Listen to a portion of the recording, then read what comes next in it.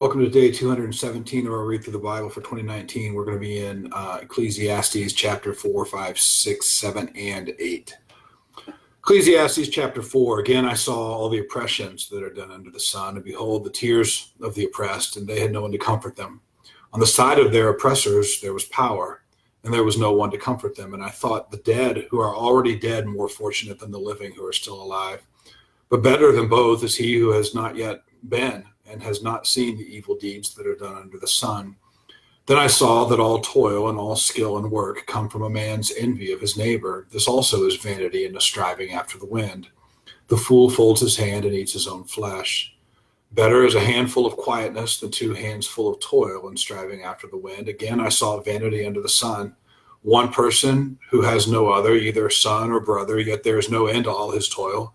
And his eyes are never satisfied with his riches, so that he never asks, for whom am I toiling and depriving myself of pleasure? This also is vanity and an unhappy business.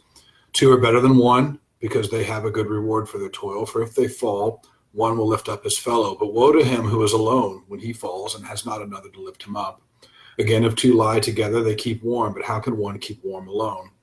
And though a man might prevail against one who is alone, 2 will withstand him. A threefold cord is not easily broken.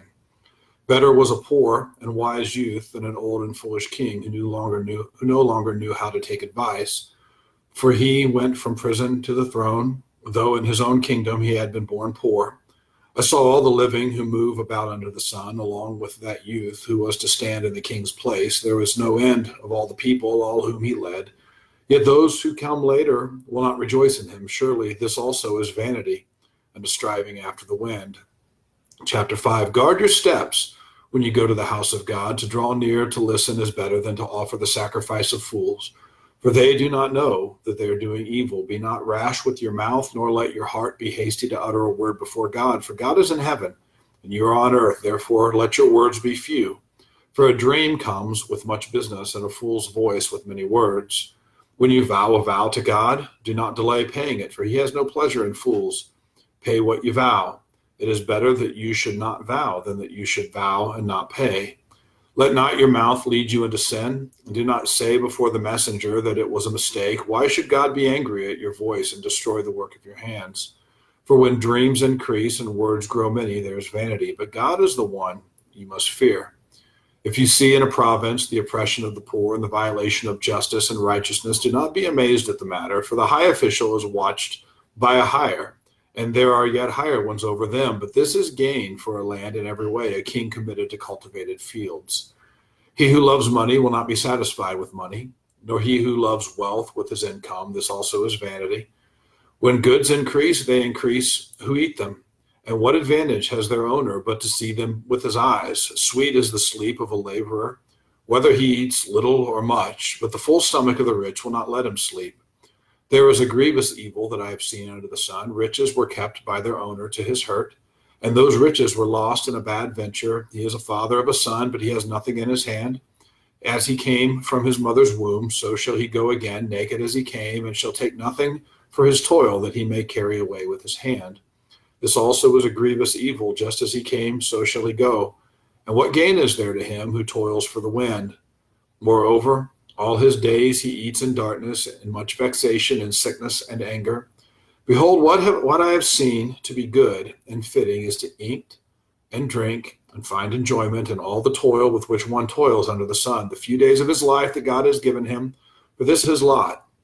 Everyone also to whom God has given wealth and possessions and power to enjoy them and to accept his lot and rejoice in his toil, this is the gift of God. For he will not much remember the days of his life, because God keeps him occupied with joy in his heart. Chapter 6. There's an evil that I have seen under the sun, and it lies heavy on mankind. A man to whom God gives wealth, possessions, and honor, so that he lacks nothing of all that he desires, yet God does not give him power to enjoy them, but a stranger enjoys them. This is vanity. It is a grievous evil.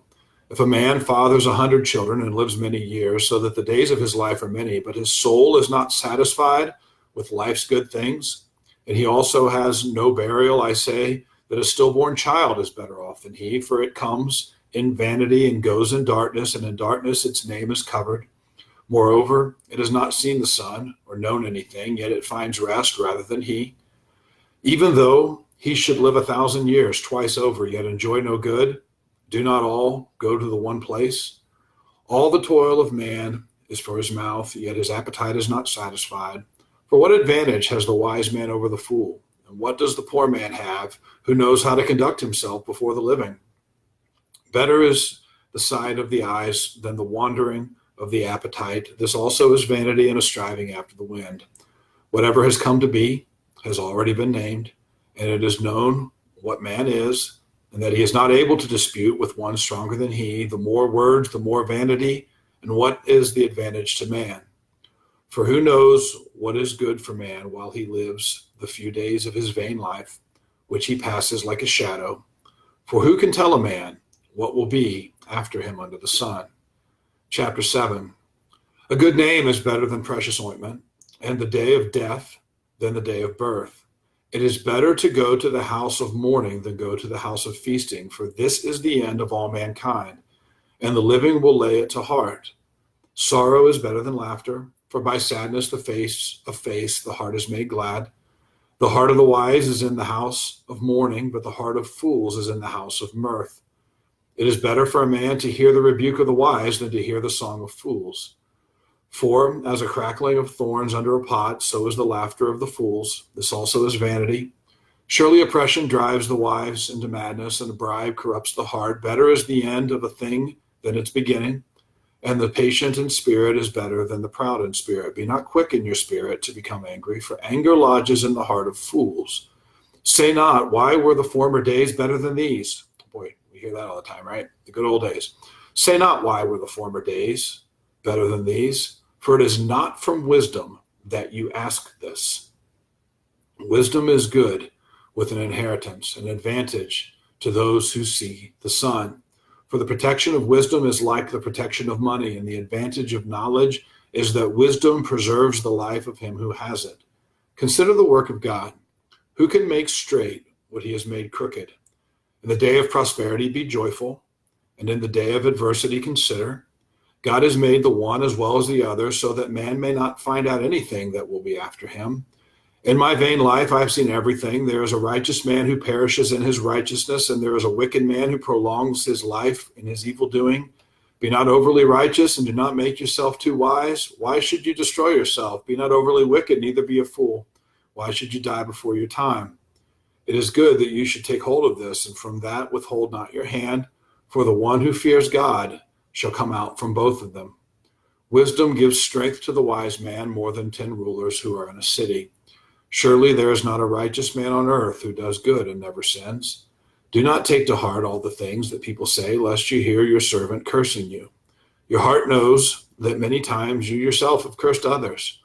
All this I have tested by wisdom. I said, I will be wise, but it was far from me. That which has been is far off and deep, very deep. Who can find it out? I turned my heart to know and to search out and to seek wisdom and to scheme in the scheme of things, and to know the wickedness of folly and the foolishness that is madness. And I find something more bitter than death, the woman whose heart is snares and nets, and whose hands are fetters. He who pleases God escapes her, but the sinner is taken by her. Behold, this is what I found, says the preacher, while adding one thing to another, to find the scheme of things which my soul has sought repeatedly, but I have not found. One man among 1,000 I found, but a woman among all these I have not found. See, this alone I found, that God made man upright, but they have sought out many schemes. Chapter 8. Who is like the wise? And who knows the interpretation of a thing? A man's wisdom makes his face shine, and the hardness of his face is changed. I say, keep the king's command, because of God's oath to him. Be not hasty to go from his presence. Do not take your stand in an evil cause, for he does whatever he pleases. For the word of the king is supreme, and who may say to him, what are you doing?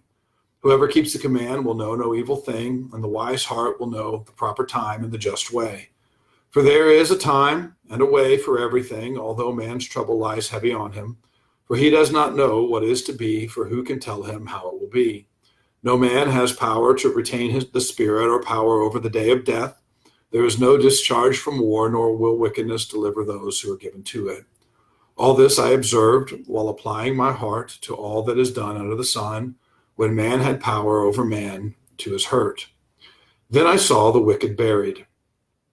They used to go in and out of the holy place and were praised in the city because they had done such things. This also is vanity.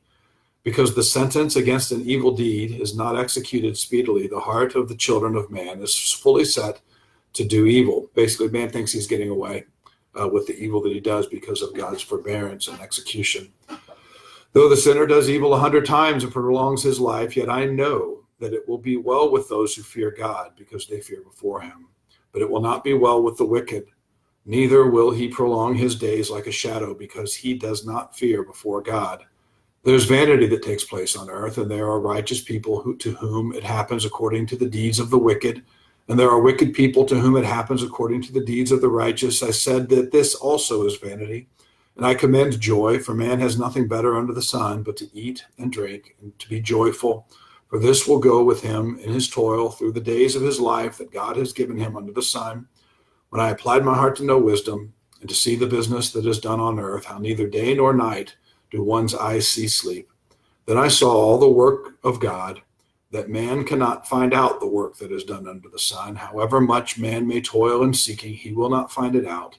Even though a wise man claims to know, he cannot find it out.